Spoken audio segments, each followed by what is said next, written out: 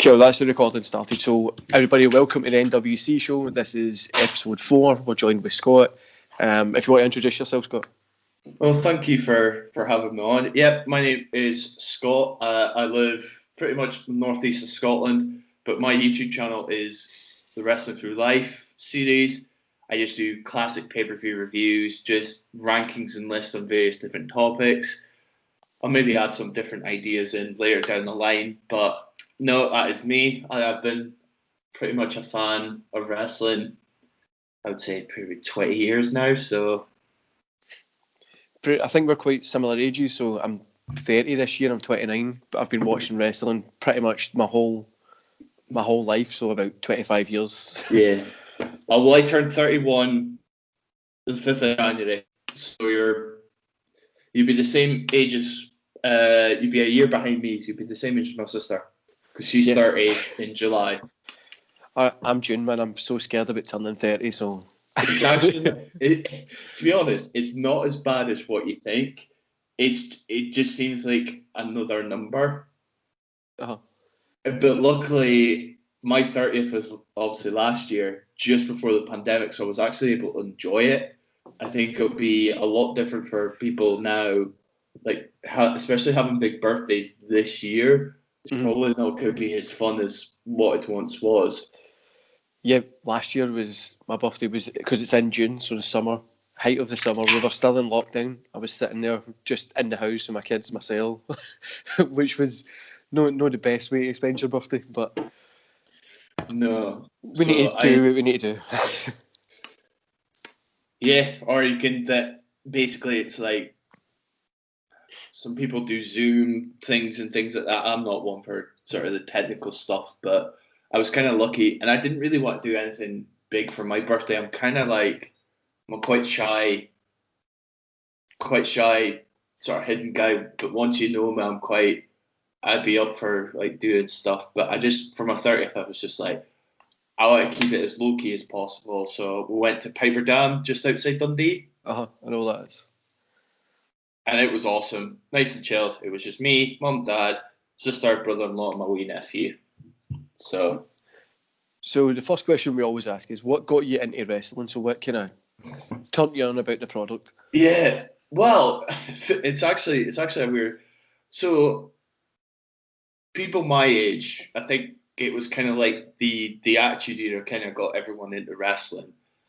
But I actually remember that because one of the things is I have really such a good memory. I can remember like bits, and so I'm really good on a quiz team if you're ever that sort of thing. I have no common sense, but my memory is like amazing. So I think it was like late '99. Mm-hmm. So I'd missed the peak of the Attitude Era, but it was still the Attitude Era, and we just got Sky. I think everyone round about then was slowly getting Sky in their homes. And one of the first WWE things I ever saw was it would have been the build. So it was late '99. So it was the build up to. It would have been Armageddon. Mm-hmm. It was Vince and Triple H were feuding. Yeah. Vince was the babyface and Triple H was the heel. Mm-hmm. There's a particular moment where Vince had been arrested earlier in the night. I found out more about the segment because I just remember this one thing. And then Triple H had just finished the match. He's on the stage celebrating, and Vince hits him with a chair, and then just chucks him off the stage. That was the first thing I was like, "What is this? I love this." And then that was when you hear kids at school were talking about it, and then the wrestling figures were really popular around about when we were probably kids. I kind of wish I kept them and kind of passed them on to my wee nephew. But yeah, I think I was at one moment, and then SmackDown was on a Saturday morning, and then I think a Raw recap was on just straight after, and that was me. I was just hooked from there. I quite a similar story. When I was 5, which most people have heard this 5 times if they've listened to the podcast. So when I was 5, I was walking by a TV in my mum's friend's house. They had wrestling on. I can't remember what pay-per-view it was, but I just stood and watched the whole thing, like with my mouth opened, and I was like, I need to get these like toys and like just this. I love this. This is people can be in the ring and wrestle, and it was like a real life action movie. Yeah. So I was like, I need to enjoy this. Yeah, it was awesome at the time, and it was like when you were at school, it was like you would try and copy the moves. But most of the time, they didn't do the power moves. It was always the submissions that all the kids did at my school. I think that was everybody because it was like easy to kind of replicate. You can like put They something were in a the- sharpshooter or something like that. Exactly. They were the easier moves to. It was mostly, for me, it would have been the Crippler Crossface and the Walls of Jericho. I think the Crossface more because it. So we all know the game British Bulldogs. Yeah. Or it was walk the plank or join the crew. So basically, you started off with one and you just literally grab someone, kick them until they joined your crew. And most of the time, it was like the kids would put crossfaces on you until you just went. Having said that, I did get banned from watching it for about 6 months when I was about 12 because I'd given that kid a last ride powerbomb, but he was like in primary. Your schools would be the same. So for it'd be like tail end of elementary school in America. So it was like primary 7 for us. Yeah. And I think it was primary 4. He'd been annoying like my group of friends. So I just grabbed him and just gave him the last powerbomb. And then I told one of the playground supporter people, the classic Chris Jericho line, "Would you please just shut the hell up?" Nearly every kid got in trouble, and I don't think I've really told this story like on my channel and that, but this is one of the ones I wanted to say for your podcast is. So I got banned. Well, pretty much everyone did, and then it was like about 6 months later, I got sneaked, watched it, and my mum was just like, and then that was when we kind of knew it was more entertainment rather than real violence. Yeah. So it was about 12 when I figured out it was scripted entertainment. Oh, I remember being in school. My last name's Kane, so I was Yes. I always had to be the rest, and it's spelled Kane, the exact same. So I always had to be Kane. So I had to do like the choke slam, the walk in slow, because like when Kane was still kind of doing these like robot kind of walking and stuff like that. That's what I had to do, and I was It's the best version of Kane. I'm adamant that is the best version of Kane. I think the best version would be now like the 2002, the tail end of 2002, like the half mask kind of. That was easy. I would say from 2000 to. I didn't mind, and then like the first half of his unmasking were decent, and then it kind of, and then he got reborn with the Daniel Bryan stuff. But I could understand why we never really had. I never really got to pick wrestler. You just kind of chose your own one because my name. I just got gave that one because it was my name. Everybody was like, "Right, you need to go Kane," and I was like, I don't want to be Kane. Can I be somebody else? Can I be like Sting, Stone Cold, somebody cool? No, you need to be Kane. Yeah. I'm like, but the other question we get is, so if you could, I'll ask this one first because we're kind of talking about wrestlers. So who's your favourite wrestler of all time? But you can pick one to be like, I'm going to watch all his matches every day. Well, it kind of started off like, it kind of changed when I got older. So, like, my favourite to begin with was Chris Jericho, but then it's changed to Edge.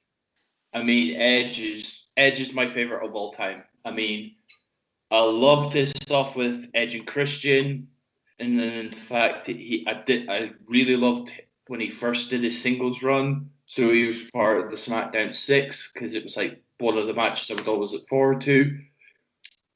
And then when he turned heel, I was a little bit older, so I was kind of like, okay. And then the stuff with Cena, it was just, and then when he retired, I was actually gutted. But then when he came back last year, I was a 30-year-old man. I started crying.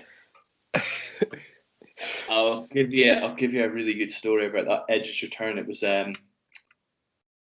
good friend Jess, who's a YouTuber, and that she's awesome. She's like one of my best friends.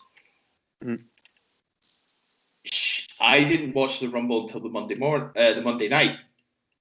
So she messaged me Monday morning, going, "Are you happy?" I went, "What are you on about?" She was like, "Oh, have you not seen it?" I'm like, "No, I've been working." She was like, "Oh, I better not say anything for you." So then I watched it. Then I messaged her going, "I'm a 30-year-old man and I've just cried seeing my favorite wrestler of all time come back." It was unbelievable. But yeah, I've recently just put my top 25 favorite matches up on YouTube, and Edge is in, I think, about 3 or 4 of them. I think Edge is like a really underrated wrestler. Like a lot of people wouldn't pick him as like the top wrestler of all time, but he is like, I loved his run, like that early single run, and also when he was doing when he won the Money in the Bank. Just that run was just so good, and they built it correctly as well, because he's been there for years. They built him up.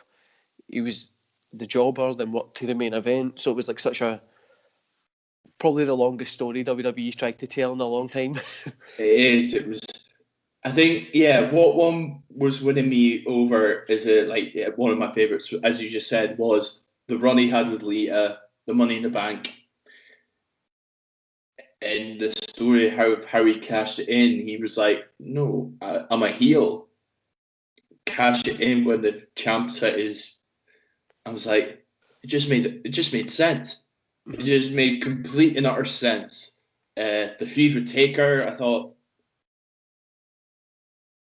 that was one of the reasons I kind of stuck around until I actually gave up wrestling for a few years,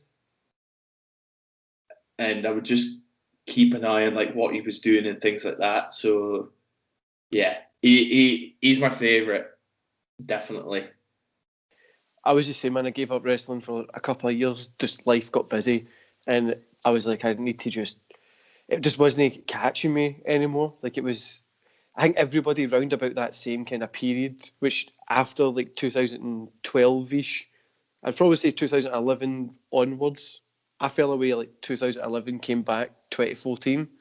But like, I was earlier, so I gave up after SummerSlam 2009 because it was round about when the Raw were doing the celebrity guest hosts. yeah. And it was just the same people in the main event scene. I just had enough. So I gave up until I think WrestleMania 28 was in the Triple H Undertaker Hell in a Cell was the match that got me back into wrestling. And spoiler for my list, it's my second favorite match of all time. I think the Undertaker and Triple H was the thing that kind of piqued my interest back up. I was like, oh, like these guys are still going at it, and this looks really cool. But it was so my favourite wrestler of all time, Sting. He's not the best wrestler, but he is my favourite. I can watch him every day. And when I seen he was coming to WWE, I was like, I need to get back into this. Like, this is going to be insane. No, they messed it up, but it was still cool to see him in WWE. I actually, that's one of the things about my series where I'm going through from. So basically, the Wrestling Through Life series, actually, I'm starting on the network from the year I was born and working all my way through. But I'm not just watching WWE. To break it up, I'm watching maybe WCW, ECW when it comes around. I might do TNA, I might get the TNA network. But Sting was one of the wrestlers is interested me because I'll see his journey from the surfer to the Crow to what he is. But I totally respect your choice of Sting because I did watch TNA and Sting was one of the ones I would watch. I think TNA is was so much bigger here, like in the UK and Europe, than what it was in America. Because everybody I speak to, every wrestling fan from the UK was like, TNA was really good. Like I don't know why, we just loved it because well, for me, it was because Sting was there, but it was a lot of it was good. But I think a lot of Americans just missed that. I don't know why. I think the other thing that helped TNA in the UK, it was more accessible Yeah, than W. I mean, now I think they've just announced that they're going to put Impact on YouTube for us, yeah. and that's YouTube gonna and help. Facebook, so that'll Yeah, be. and that's gonna help because I don't have BT Sport. As soon as Sky lost the deal for the W, I was like, you bugger. I don't think a lot of people have really. Well, BT Sport is trying to get more people, obviously, but unless you're really mega into football, you've not got BT Sport. Like I don't have it. I watch. I stream. So my friend in America watches Raw, and we stream it. So Yeah. they let me watch it. So kind of watch it together and kind of pass over like reviews, what we think about matches and stuff like that. But BT Sports just I wouldn't go out my way just to get WWE on BT Sport. But Unless I get BT as my internet connection, but I've got PlusNet just now, and they've got a contract with me for another 6 months, and then I get to change.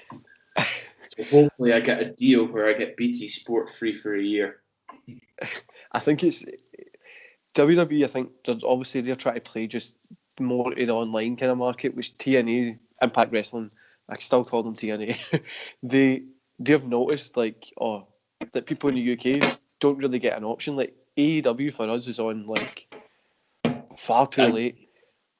Like I think it's ITV4 and it's like midnight, 11 o'clock. Like you need to stay up to a 2 hour show, an hour show. It takes you in really early in the morning. But like you says, Impact's try to get more people, more eyes on it, and it's easy, more accessible. Back in the day for like TNA it was the same as WCW. It was Saturday night.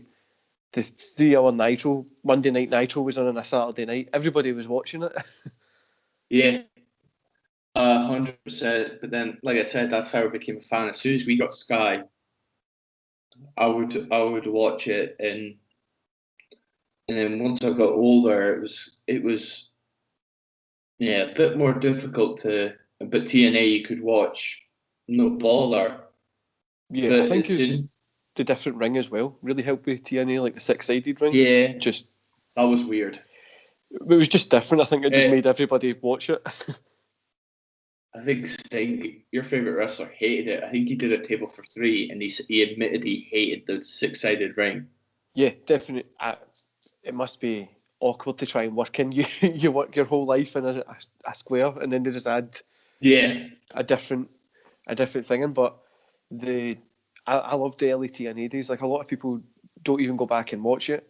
Right now, I'm contemplating getting the app, the Impact Plus thing, because I'm like, I would love to go back and watch like some of the Sting stuff, Abyss, Raven, who's another one of my favourite wrestlers as well.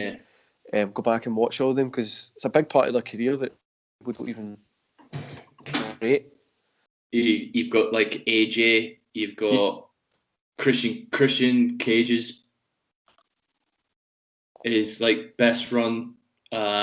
You've got so many different people, and you keep forgetting. Oh, they were in TNA. It was one of those weird things, but no, that's what I'm looking forward to in my journey is going and watching WCW properly. Sin was the first WCW show I ever watched properly. Oh, you picked the worst one to get. I'm doing It's not as bad. If you just think, so the way I look to late WCW, that period, if you just watch what's happening in the ring, like just wrestling, it's good, and ignore everything else, like the storytelling, everything else, try and ignore that and just watch the wrestling. It's pretty good until Sid done the leg break. Yeah, I didn't realise it was that show. I was looking for like the pictures of it, and I was like, is this the show where Sid breaks his? But what they did was so it's just a silly. It was a fatal 4-way with Sid, Jarrett, Steiner, and a mystery man. So what they did before the leg break was they cut away to Ric Flair getting the mystery man, and then they cut back, and then here you see it's just Sid that's just lying there, kind of like, and it didn't work. that work around him. But it was like so shit. But it wasn't as bad as the First Blood chain on a pole match between General Rection and Shane Douglas. It was just a silly concept, but they just had a wrestling match. No, it's a First Blood match. You should just literally have a fight.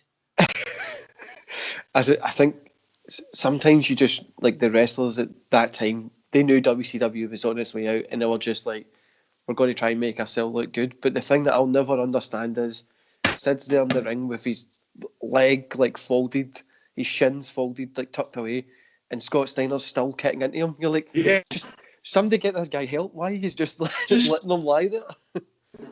just quickly pin him. Just quickly pin him. Oh, it was just It's like so annoying.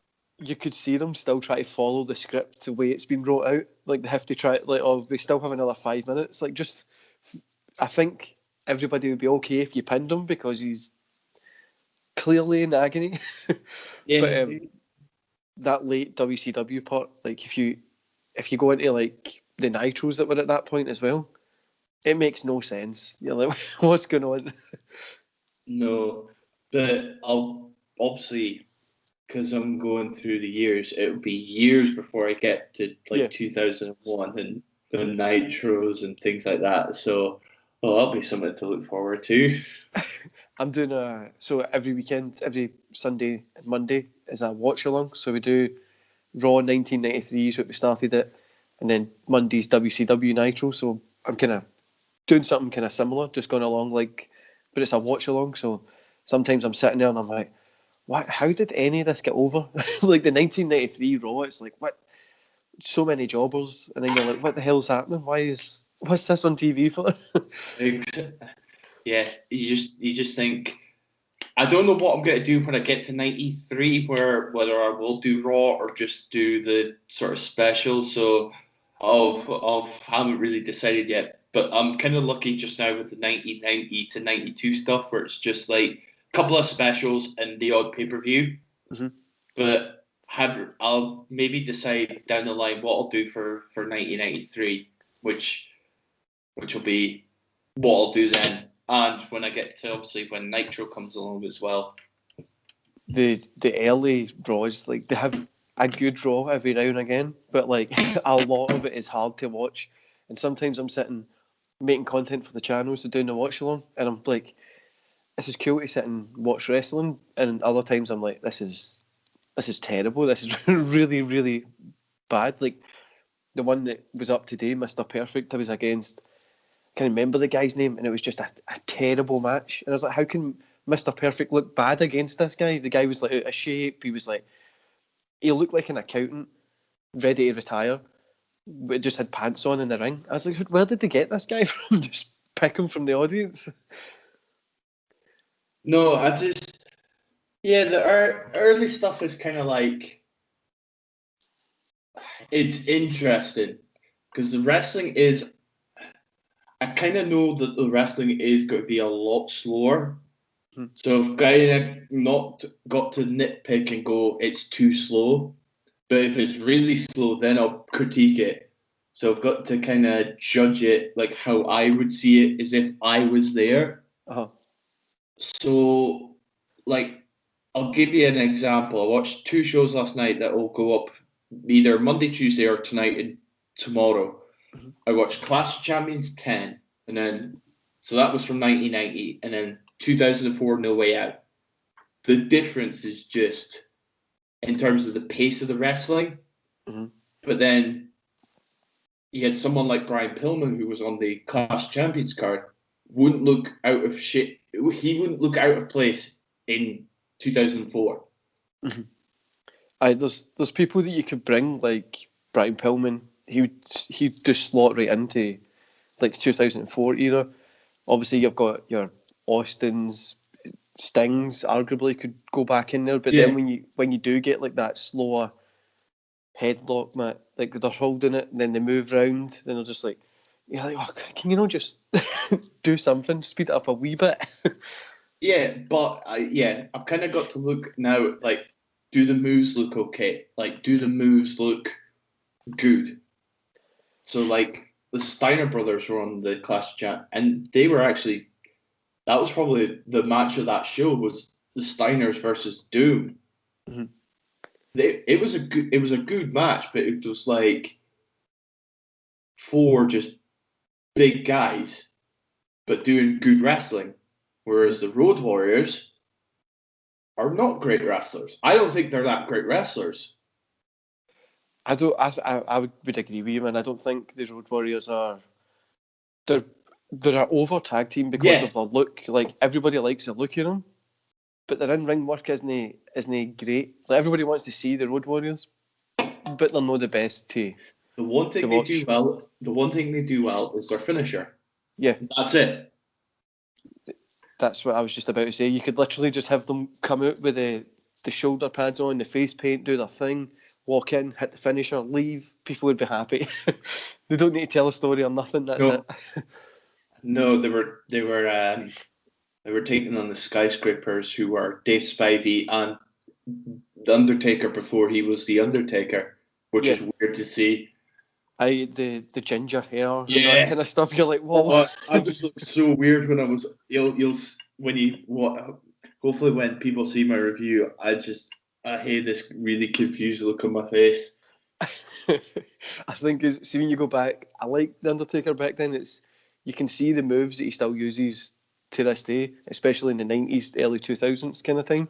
But when you watch him, you're like, you're such an ugly guy. Like, I've never looked at a general guy and been like, you're one ugly person, like really ugly. This is obviously before the tattoos. I don't think he's got any tattoos at this point. No, he just looks like a big milk bottle, like just a pure white ginger. He just looked. Oh, the mullet. Oh, that was weird. And since we're talking about events, the other question we've got here is, if you could go to any event in history to see any event, what would it be? What event would you go in history to go, I would love to go see that pay-per-view or show, whatever? Wow. That's a belter of a question. What have your other guests picked? Now, I'm trying this question out on you first, but the other guests, I normally say, what's your best event of all time? But I've been thinking about doing like the live one, because my one would be to go to Great American Bash 1990 Flair against Sting. When Sting won the title for the... And he has all the American stuff on. And that would be one of my favourite ones to go to, like a WCW Great American Bash, because I was far too young to like go to America and go to a WCW show. I think, well, I have been to a WrestleMania, so I went to 35, and it was the one thing I wanted to do before I turned 30 was I wanted to go to a WrestleMania. Luckily, that one was in New York, and it was easy, and it was, people rank it not really high because it's too long, but I have it in my kind of top 10 just because I have a soft spot because I was there. Mm-hmm. But 2 shows I have in the top of my head is obviously WrestleMania X7. It's not my favorite pay-per-view, but it's considered the greatest pay-per-view. Just to be there to see Rock Austin, Triple H, Undertaker, the one that everyone forgets. Yep. You've got TLC 2. You've got Angle Benoit. And then the undercards, the hardcore triple threat match. But the one I would probably go, and it is my favourite show of all time, is SummerSlam 2002. I love that show so much. It has my favourite match of all time, but I think the card is just unbelievable. I remember having the DVD for the SummerSlam 2002, and it was I had to buy 3 because one wore out, so I watched it so much. The other one I lent it, and this never got it back, so I had to buy another one. But that pay-per-view, just everything works in it, and it, like you say, is WrestleMania X7. That was just the 2 that you named were just great, but SummerSlam 2002 for me, was just, it had everything. Like, it had good wrestling, had hardcore, had just everything that was happening in it, and it was a great show. It was that, or just any Royal Rumble would have been another one that I would have picked. Mm-hmm. Just any of them, just so I could witness the countdown of 10. But the annoying thing about watching the older Rumbles is they obviously don't have music. Mm-hmm. I've been watching quite a lot of the kind of older stuff recently, just kind of getting ready for this Royal Rumble, and I've been like, I don't know, they don't have the music. There's no really. It's just like a week 10 count, and people just walk out just randomly at any time. I think it was like 96. They actually brought in the actual music, and it does help. Like, I watched the 90 Rumble, and what they did was, obviously you have the screen, but it was like on the bottom left hand corner. It was like, oh, you could see who was coming out. So for TV audience, it would have been okay. But for like people in the arena, it would have been, especially people up in the bleachers, would be like, who's that? I'll give you when I was at WrestleMania, right? Hogan had done this pose with Alexa and that, and just some person's walking down the ramp. We had because I was quite high up in the bleachers. We're like, who's that? And then someone next to me went, that's Paul Heyman. I went, no. And then we worked out that Seth and Brock was going to open the show. Yeah, man. It was. I think obviously WWE know what they're doing, so now it looks so much better. They've got like the big TVs. They've got so you can see everything. But back in the 90s, 80s, if you were at the top seats, you were seeing nothing. Like, you were just hoping for the best. Yeah, exactly. It was kind of, so like Mania was, but I was sitting high up, but I was sitting like bang in the middle, so I could see the ring. I was high enough that I didn't get blinded by the lights, because I think it was during AJ Orton the second match. We heard people chanting, "Turn the lights off," and then I looked on my phone and someone had put a picture, and they could hardly see that match, but it was just. No, it was. But yeah, I think WrestleMania X7, SummerSlam 2002, any of the Royal Rumbles, just so I could say I was at a Royal Rumble. Yeah, I was meant to be going to a Rumble this year, so obviously I'm turning 30, so I was like, I'm going to go, before I turn 30 in June, I wanted to do Rumble, then Mania, but obviously COVID, there's no way we can do anything for the past year. Everything's still like just messed up, so I'm hopefully going to be doing it next year or the year after, just depending work-wise, like, if we're allowed to leave. But one thing that we always ask as well, what's something that you love about today's product? So a lot of people always say attitude, great, ruthless aggression, but what do you love about today's product? Wow. What I love about today's product. Ooh. It is really hard, man, because it took me ages to get an answer for myself as well. I think now that there is actually variety, but then that could be a negative. So what I mean about variety is, yeah, you might not like the WWE. You've got NXT, AEW is like your alternative. You've got like Impact, I think, and then obviously the New Japan stuff. I think there's more variety for wrestling fans now to watch their favorite wrestling, rather than like back when we were kids, it was just the WWE. Mm-hmm. We didn't really have like your TNA or like ECW, WCW, but we were obviously they were just dying out when we became fans. Mm-hmm. I think a lot of variety. I think the actual story, like creatively, I don't think it's at its best. I think the wrestling in general has been one of the strongest I've seen in a very long time. I mean, I struggled to get my favorite matches of last year. I was like, God, I like this match, but wait, I like this one. I like that one. There have been a lot of like good wrestling, story wise, not so much.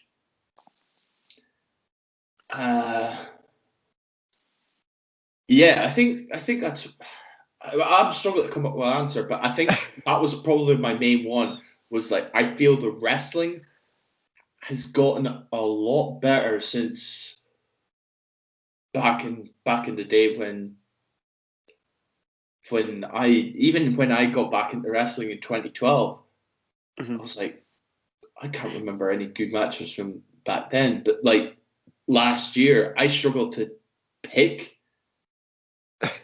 I would, for me, the answer to for obviously what I like about the business just now is variety as well. There's so much to watch. There's every single day you can put on a wrestling show. It's everywhere. You can. It's never been as accessible as it has ever been. So you can watch it every single day. You'll see something different. Obviously, I don't feel storytelling, like you say, is great just now in wrestling across the board, whether that be AEW, Impact, WWE, NXT. They've got like a few bangers that are really good here or there, but it's just kind of like you're getting one or two good things, and it's really slow. But it's been able to watch it every single day. You can watch different wrestling, different shows, different matches every day, and with a network, you can watch any year, whenever you want, pretty much. I think genuinely that was the reason I've still got the network, is because I need it for my content. If I didn't do my channel, I probably wouldn't have it now. I probably would have been not watching wrestling. It's because for me, I think for a lot of people, hopefully this is very similar to other people. It's like an escapism for a lot of people. I mean, I've dealt with like my own personal problems. I was off work for 6 weeks. I was having panic and anxiety attacks, and wrestling helped. I was able to just chill out and just watch like my favorite matches. And I do think wrestling does help people that are fans help with their mental health as well. So hopefully I'm not the only one that feels the same way as what I do. I mean, I think everybody probably feels the same. Like watching, you sit down and you watch. Obviously, pay-per-views and stuff are longer now, so you're sitting down for like 4 or 5 hours to try and watch a pay-per-view. But it is just escaping from, if we're dealing with a global pandemic at the minute, being able to sit down for 3 hours, 4 hours and watch wrestling gives you that kind of escapism. And the reason I started this channel was in 2020. I was kind of falling out of love with wrestling again. I don't know why, it just wasn't catching me. Yeah, I'll give you a story. It was like once I'd been to WrestleMania 35, I was kind of like, I felt like I completed it. Does that make sense? It was like I kind of had completed my wrestling journey. It's like I've graduated from wrestling, but I still am watching it today. But and that's I kind of relaunched my channel October 2020. I had a channel before and I was doing podcasting and stuff, but that was when I was having my real problems, and I'm like one of the biggest self-doubters you will ever see. I might, sorry, I might not like seem it, but I am like one of the biggest, like, or judge myself too harshly. Someone mentioned to me on Twitter, he's like, you really judge yourself too harshly. If you hadn't, because I kind of restarted the channel like 3 or 4 times until I felt like, okay, this is it. This is what I'll do. And now I've got a complete studio set up, camera, lights, green screen. So you've probably seen my videos. Yeah. So like I green screen like which match I'm talking about, so people know like, all right, this is the match he's talking about. That kind of thing. So no, yeah, that was weird when I finished WrestleMania. I thought that's it. I was done. I know, I get what you mean with like the self doubt stuff is something that I struggle with. So, like, I'm self employed. So last year, I woke up, been told we're going into a lockdown. I do marketing and advertising. The next day, I woke up and all my clients were like, "Well, we don't need you, like, we're going to be closed.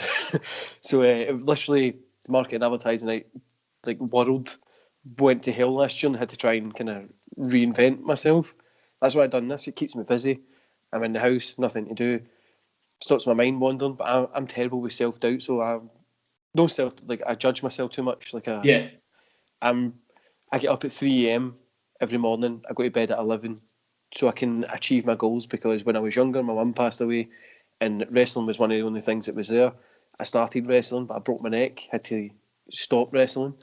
But then, I judge myself so much in that. So, I started wrestling, so I failed. I wasn't able to do it. Now, I literally broke my neck and was unable to do it. But to me, it's a failure. I'm like, I failed at that. I could have done better. I couldn't have been so stupid. But I'm just really, on anything I do, I'm hard on myself. So, I train, I go runs. If I can't hit, I do a 15-minute run every day, and I'll just run just as fast and as far as I can for 15 minutes till it tells me to stop. And it's just I don't know, I just treat myself like I just have one life. I need to try and live it. But then everything I do, I'm really, really hard on myself with it. It's my partner tells me all the time. She's like, just, it's fine. The channel's doing good, and I'm like, could be doing better. I need to make more content. Yeah, I'm the same. It was kind of like, will people like this video? Will people not? That's the kind of thing. Anytime I see a dislike, I'm like, why did they not like it? Why did they not? I'm really bad for checking every so often, like how many people have viewed my video and that sort of thing. And I need to stop doing that. Like, I'm doing it for fun because I work full time. I was working all through the pandemic. I'm a delivery driver for a well-known supermarket. So I work 3 full days, 2 nights. So I just try and do as much as I can, and then I'm just doing it for fun. And if people like it, people like it. And if they don't, they don't. And I think that's the attitude I've kind of now had. It's like, okay, people like it. I'll keep doing more. Yeah, man. When I first started, I was like, oh, I had to go get a mic. I wanted to get a really good camera and stuff. And then I was like, I can just use my phone. Like the edit, I've got the editing software there. I can use the phone. It's easy to chat to it. And I was like, if people don't like it, I'm a baldy Scottish guy talking about wrestling. If you don't like it, we're both baldy. We're both baldy Scottish guys. I know, man. It's the first person that's been on the podcast that's got a beard and no hair like me. So everybody else has got nice long hair and stuff, and I lost mine probably about. I probably started wet shaving it when I was about maybe 28. So I did it for a friend's wedding. I thought, right, I'm just going to do it. I thought, if people make fun of me, I want to do it again. But because I'm thin at the top, so I've kind of got the Mr. Burns look if I grew my hair. I'm the exact same, man. It's round the sides, the top's just nothing. Yeah. And then I got to the wedding, and my friends were like, we really want to make fun of you, but you actually suit it. And that kind of made me. But I wear beanies. Probably have seen my videos. I wear beanies and caps, so I need to invest in more beanies and caps. And I'm a big American football fan, so I've tried to get a hat and beanie of every team, especially the 49ers, because they're my team. Yeah, man, I love American football as well. I don't know, I just like pretty much American sports, like wrestling, WWE, obviously, NBA, NFL. It's just better. Yeah. I'm not a big football fan. I grew up in Glasgow, so it's Celtic or Rangers. I'm not a big fan of that. I'm Rangers. I think the stuff with VAR's kind of put me out of love with football. I still watch it. I still enjoy it, but it's not one of my main passions anymore. I think wrestling. I love American football, but I've got a lot of friends that are big American football fans. I'm slowly getting into the NBA. Mm-hmm. Baseball, ice hockey is so difficult to get coverage of it over here. Yeah. But I've been to a game and it is incredible. 2 minutes in, 2 guys were having a fight, and they just let them have a fight until. When I was in college, there was a guy who used to be a hockey player. So he was doing personal training when I was in college, and he used to tell me, he's like, it's just insane. He's like, these guys just beat the shit out of each other. And I was like, sounds quite similar to wrestling. So this was like 2010-ish. So when I was kind of trying to find something else to watch, I was kind of falling out of love with wrestling. And he was just telling me that people beat the shit out of each other. He's like, they can skate around, hit each other. He's like, it's insane and it's really good live. So he took me to a game, and for like a year, I was probably like, this is my sport now. But when I grew up in Glasgow, I grew up in like an area that was Celtic only, so there was no Rangers fans. Like I never met a Rangers fan till I was 8. Well, you've met another one now, so I know other Rangers fans now, but when I was in school, it was all Celtic. It was just the area we were. It was just Celtic. I didn't meet anybody else that was like. You'll remember from back in like the 90s, it was like really. Yeah. Like if Celtic and Rangers were playing, the whole of Scotland was like segregated. I think the worst thing for me is I live up in the northeast, so Aberdeen's probably the closest team. But I supported Rangers, and I was probably one of the only few that actually did. But then people are like, now that they ask me, like, why do you support Rangers? You live up here. I says, well, my dad's a fan, and my granddad was a fan, so that's why. Family traditions. No, so the final question that we always ask is, where do you see yourself in 10 years in wrestling wise? So do you see yourself still a fan? Do you maybe see yourself getting into the wrestling business, writing for a show, or like writing for a site, doing commentary? Like, where do you see yourself in 10 years? I'm not too sure. I haven't really thought about it. My ideal, 10 years, I'll be 40. I probably still would be watching wrestling, but hopefully by then I'll have maybe some children that I can see, like, look, this is what dad watches. I don't have a girlfriend or a wife or anything like that. I am totally single. I live by myself. I would try and like pass it down to like even my nieces and nephews. I don't think they will, but it's something I would still watch it, and I would probably still make content, but hopefully. But if it's not good, I probably would stop watching current stuff, but I would still watch the older stuff because it's like, well, this is what it was like when I was a kid. Mm-hmm. For me, it was quite similar. If 10 years, I'm going to be 39, but I've got kids, so we watch wrestling, so I kind of passed the joy of wrestling on to them. Yeah. The good thing is, obviously, they can get like action figures, the cool stuff. Then I have a reason to go, oh, look, I got you this cool wrestling action figure that I think's cool, so I got you it. Yeah. Reality, you bought it for yourself. Yeah, man, it's the worst is like when you buy one. Like I used to have a cool Sting one. I've got like a little stand here with like Terminator stuff and all that on it, and I had a Sting one on it. But my son was like, "I got a wrestling ring for Christmas. Can I have it?" And I was, but it's like a good Sting. Like it's the 1990 Great American Bash Sting, the kind of USA kind of one. Did you keep it in the box? It was in the box, but he opened it, so I had to make him happy. You'll understand one day. Yeah. you need to let them get it. But a part of me, like there was I was nearly I was tearing up. So what we normally do is we kind of sign off the podcast. Then I talk to you for a couple of minutes after the show. So is there anything you want to say before you leave to people that are watching it? What would you like to say? Well, hopefully you've got a better understanding of the guy that makes the Wrestling Through Life channel. I mean, it was just an absolute honor. I think you're knocking it out of the park.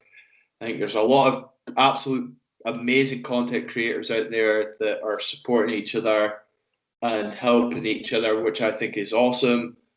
But no, just we kind of mentioned we're recording this before the Rumble. So do you want to do like quick predictions for the Rumble, or do you want to kind of?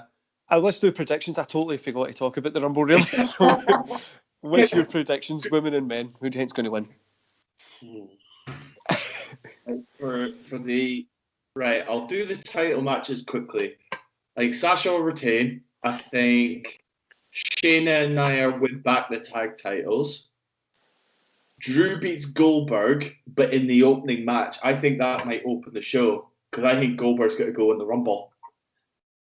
I think my bold prediction for the last man standing match is a draw. Like, both of them don't answer the count of 10, but Roman still holds the title. But I think Roman will retain. The women's, it's between two. I think it'll be Bianca or Rhea Ripley. But my bold prediction is Bianca wins it from number one. The men's, I have absolutely no idea. And that's what makes a good Rumble. I think you could go in any different direction. Like last year, I didn't think Drew was going to win. No, I was surprised last year, and it was pretty cool because obviously he's from Scotland, so it's like we're getting some reputation instead of from people thinking that Roddy Piper's from here, which is still annoying. And I think this is for the first time. This is where like multiple women could win the Rumble because you've got like Bianca, Rhea, potentially rumored Lana. You got Charlotte. You could go Alexa Bliss because like 4 or 5 that could win. The men's, I am going to say Daniel Bryan just to say he could take the last thing off his bucket list for his career. So for the men's one, for me, I think it's, I don't know why I've got this idea in my head, but I think it's going to get down to AJ and Bryan at the end. The both of them go out at the same time.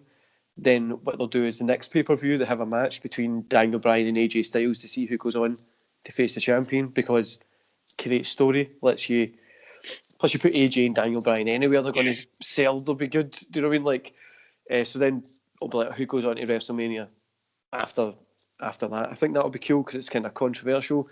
The female one, I'm a mark for Rhea Ripley. If you seen my Twitter last night, I was like, she needs to win it. So I think she should win, but probably Bianca Belair, or WWE will just put everybody in the stones and give it to Nia because they love her for some reason. Worst case scenario would be Goldberg and Nia. I think fans would just, they would discombobulate if Nia. But I think they would more discombobulate if what I just said earlier, if Drew beats Goldberg, but Goldberg goes in the Rumble, because the original plan was the men's number 30 was going to get announced and the women's 1 and 2, but then they swapped it round. So it's like Edge and Orton are going to be 1 and 2, which is going to be interesting. And Natalia's number 30. So I think Goldberg's going to lose and come in at 30. I think that's what's I've been saying that since they announced it. So see, since they announced Drew Goldberg, I was like, Drew's going to pick up the win to make him look strong. Then Goldberg's going to come out, win the Rumble, and everybody's going to lose their shit on Twitter. It'll be good to see. Plus, it makes good content. We can, but I'm just worried in case he does that, because I've been saying that, and a lot of people, like you've just said it, and a lot of people are starting to say it now, and I'm like, please don't. I'm going to go and check once we finish recording, I'm actually going to go and check the odds of like who is actually going to win the Royal Rumble. I'm really hoping it's not going to be Goldberg. And with the last man standing one, I think, if you remember the Shawn Michaels Triple H last man standing match from a Royal Rumble, which I tell everybody to watch because it's great. I think I had it in the top 10, if I remember. It is a good match. I know they've had better ones. Like the street fight is my favorite match. The unsanctioned match is my favorite match of all time. I love the 3 stages of hell match. And I do love the Hell in a Cell, even though it's quite long. And obviously love the triple threat that they're involved in with. The reason I think the kind of last man is the best, but not the best one. It's obviously not the best I've had, but like it's one that people don't really see and don't watch. So I think Kevin Owens and Roman Reigns will follow the same kind of pattern. It'll be a draw, and then hopefully we'll get like maybe Owens and Roman continue their thing that they've got going, because it's solid just now. It's really, really good. So hopefully some of the predictions are right that we've got. Oh, Well, hopefully, I think. I've just had a look, and yeah, I think it's the same. It's the same people. So like Brian's favorite, then Edge, then Keith Lee, and then Brock. Brock could be another shout at 30. Goldberg, and then the one that people are putting money on is Nakamura Shinsuke. I really don't think they'll give him the win there. I really think like it'll be cool to see again, but I just don't think they'll give him the win. So what I'm going to do is I'm going to end the recording here. Yep. If you wait for 5 minutes, a couple of seconds, and I'll have a little chat with you after it. Yeah.